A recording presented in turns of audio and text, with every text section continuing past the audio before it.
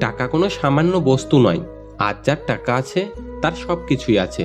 সম্মান কখনো টাকা দিয়ে কেনা যায় না। এ কথাটা শুধুমাত্র বই পুস্তকের ভাষা। যদি জীবনের বাস্তবতা দেখি, তাহলে দেখব মানুষ সম্মান করে ওই ব্যক্তিকে যে ব্যক্তির কাছে টাকা আছে। টাকা দিয়ে কখনো ভালোবাসা কেনা যায় না। এই কথাটা শুধু আবেগের কথা। যদি জীবনের বাস্তবতা দেখি, তাহলে দেখব টাকার কাছে ভালোবাসা মুহূর্তের মধ্যে বিক্রি হয়ে যায় অথবা হার মেনে যায়।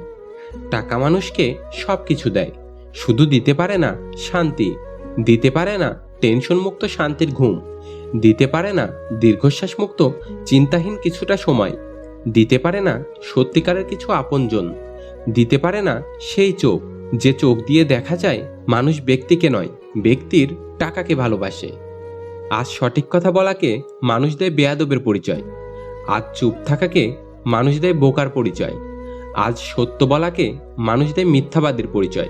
আজ মানুষ তাকেই সম্মান করে যে তাদের মন জয়ী মিথ্যা গল্প শোনাতে পারে।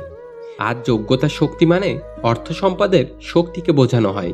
আজ টাকার ওজন মেপে সম্মান করা হয়। আজ মানুষকে বুঝে বিবেক দেখানো হয়।